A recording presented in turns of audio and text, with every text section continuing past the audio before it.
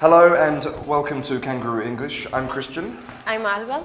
And today we are going to be discovering all of our instruments that we need to produce English sounds.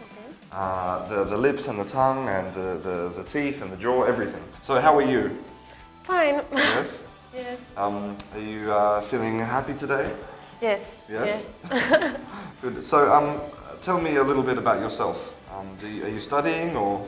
Well, I'm working and I'm studying as well. But thankfully you have time to come and record some English classes with us. Yes. Okay. Well, let's go and look at all of the different instruments we can use. In this first class, we are going to be discovering all of the instruments we have for pronunciation. What I want you to do is give me a sentence in your native language. So your native language is Spanish. So give me a sentence in Spanish. Any sentence. La casa es vieja. Okay, good.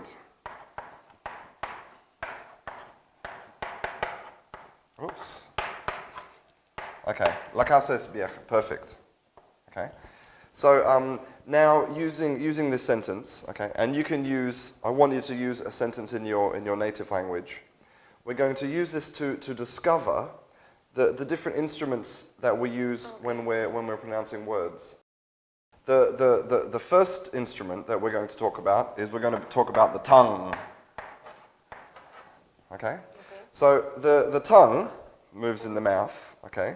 We have two possible movements, right? We have up and down, and then we have forward and back. Okay? So we're going to have a look at the tongue when we read this sentence, and we're only going to concentrate on the tongue. Okay.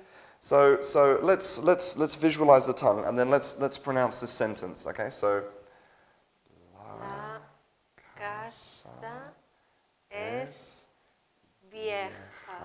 okay. So you can feel the tongue moving. You know, it's not in one position. It's moving up and down and back and forward. So for example, let's look here at the L that we have at the beginning. So if we do the where is your tongue when you think about It's it? up. It's up? Yeah. And is it forward or back? Forward. Forward, yeah, it's right behind the teeth. Yes. Exactly. So this is one position. So we have up and forward, okay? And then we move forward, la ca.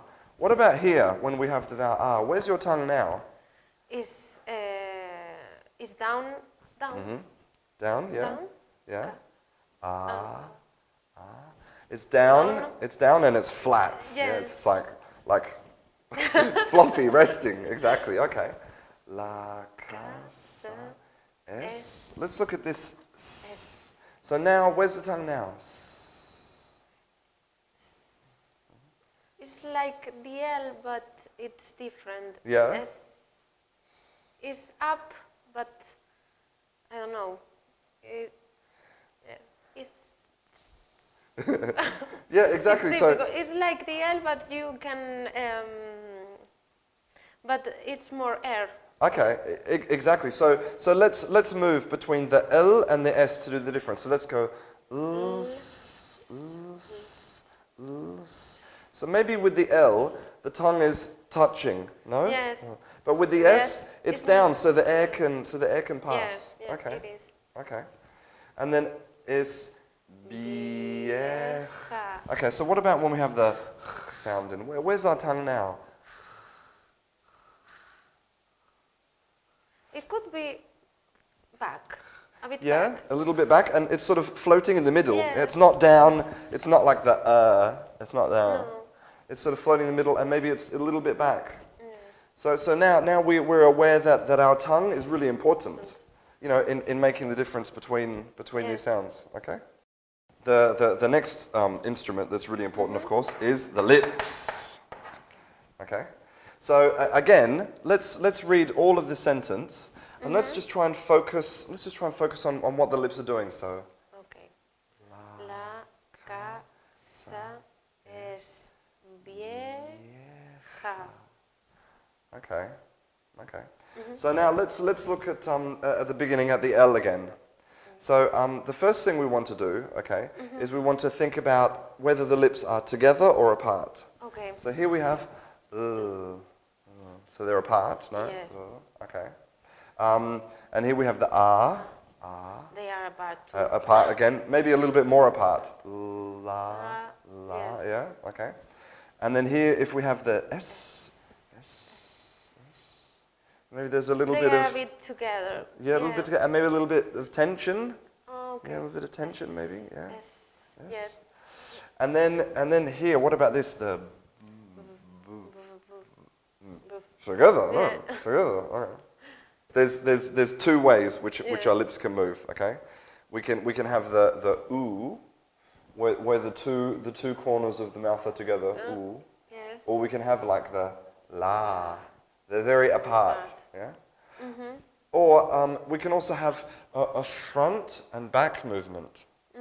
Okay, like we can have ka, so we can see the lips are back, and maybe here we have the boo, a little bit forward. In order to notice the difference, okay, we're going to read this sentence, okay, and what we're going to do is we're going to put our two fingers in the corner of our mouth, here. okay, to notice the lips, and we're just going to say la, ka, sa, es, vieja. Yeah, so we can see that there's some movement there, okay, Yes. not a lot in this particular sentence, but some. And the next thing we're going to do is we're going to put our finger like this, like shh. Okay, and we're going to notice the forward and back movement. Oh, okay. Okay, so we're going to say La casa es vieja. So not a lot of movement. Probably here, mostly on the V. Yes. Yeah, we have some forward movement. Okay, but maybe if we were to say another word in Spanish, maybe like turrón. Turrón. If we have our finger, we can say tu. We have a really strong forward Yes. motion with this. So it depends on the sentence that you've chosen, how much movement you'll have. The next thing that affects sound quite a lot, of course, is your jaw. Okay, your jaw. So again, we're going to read this sentence, and we're just going to sort of try and focus on the jaw. So La casa es vieja. and so for this, to notice the difference, we'll put our thumb like this, and our finger touching our nose, and then we can feel the jaw moving up and down. So, La casa es vieja. So we can see that with the vowels we have an open mouth. Yes. Okay, so it's again something which is really important. The penultimate thing we're going to talk about is we're going to talk about your voice. Okay, your vocal cords here. So if we look at this sentence here, okay, what we're going to do is we're just going to put two of our fingers right here on top of our throat. Okay, and we're going to read the sentence. Okay, and we're going to feel for some vibration here.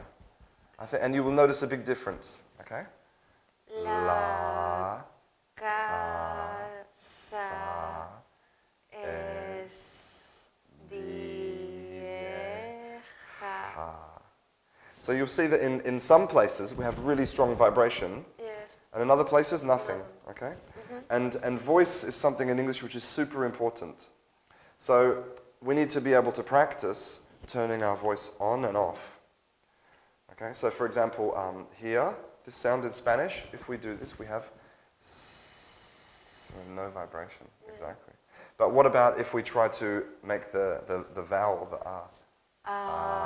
You can feel the vibration here, okay? Yes. So it's something that you can practice as well, mentally, okay? By reading this in your head, okay? And only turning on the voice, on and off, like this.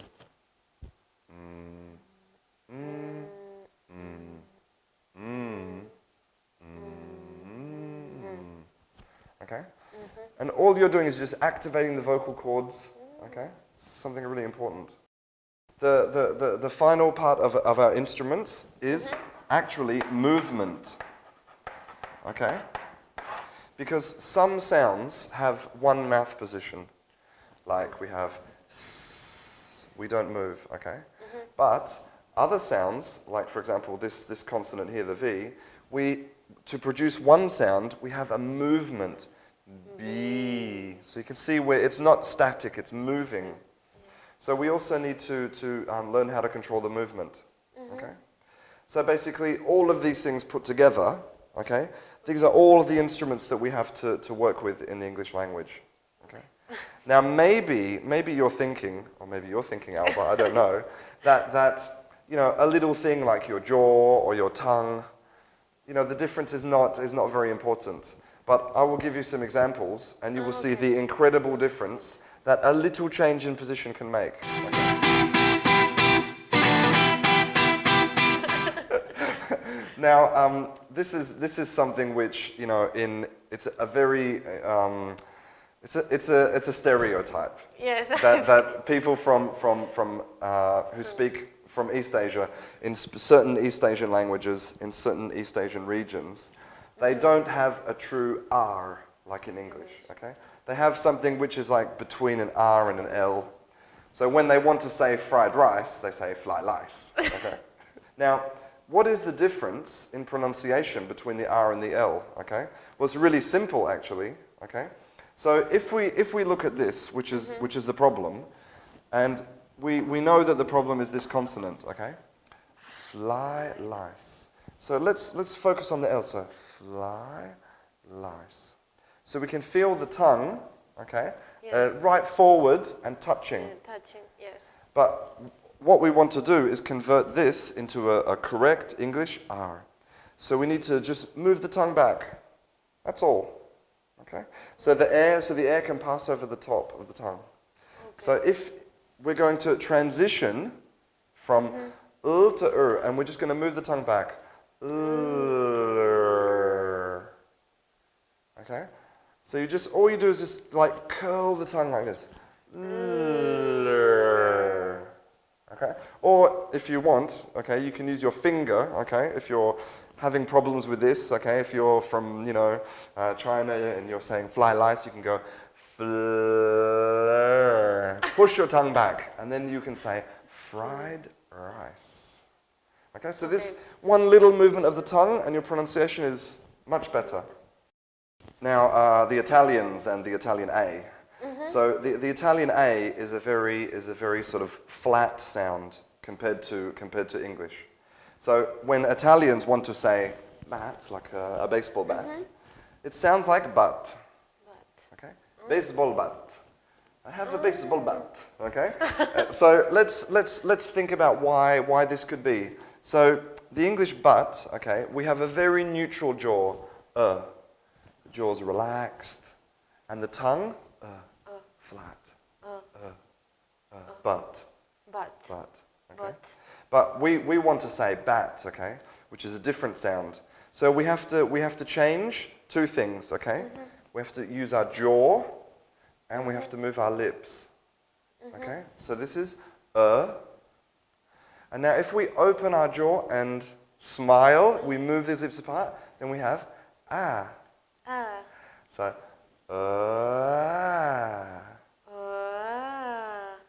It's like neutral to happy. So if you're Italian, okay, and you want to say this correctly, be more happy. Bad. Really spread your lips and open your jaw. Bad. One thing that's very characteristic of English is that when our lips are forward, our tongue is back. We have this, always like this. So lips forward, tongue back. Tongue forward, lips back, okay? But in French, for example, it's the opposite. They have the tongue and the lips forward and back, like this, okay? It is. So when a French person wants to say, like swimming pool, it sounds in English like they're saying, pool. Because this sound, you can see we have the lips and the tongue together. Everything is a different pool. A nice swimming pool, okay? So if you're French and you want to fix this problem, all we need to do, lips forward, we need to pull the tongue back. Ooh. So and now we can transition between the two. We can go, we have the tongue at the front and we pull it back. Ooh. Pull. Pull. And all we're doing is just moving the tongue. So the tongue again is really important to making the correct sound. Yeah, so maybe if you're Arabic, okay, there's a big difference in English between the V and the F, and the difference is our voice here. So probably an Arabic person, when they want to say a word starting with V, like vast, it would sound like fast. Yeah, because also Arabic, there's a lot of air and throat, and so this is just a matter of turning on the voice. So the same mouth position, fast, vast. Very good. So just with one little change, and the pronunciation is, well, two different words. Yes. Yeah. So you can see that these small changes make a very big difference, and controlling your instruments is super important. Okay, very good. Well, that was the class about all of our different instruments we can use in English. So how do you feel about this now? Yes, I feel that there are a lot of instruments, but I think that now we can produce better English sounds. Yeah, exactly. With this explanation. Yeah, well, the first step is to just understand and discover the instruments, and then we can use them in the future classes. Cool. Well, if you would like to see any more videos about English in general or in the pronunciation course, or if you would like to see more videos with Alba, then don't forget to subscribe. Thank you very much, Alba. You're welcome. And I'll see you in class. Bye-bye. Bye-bye.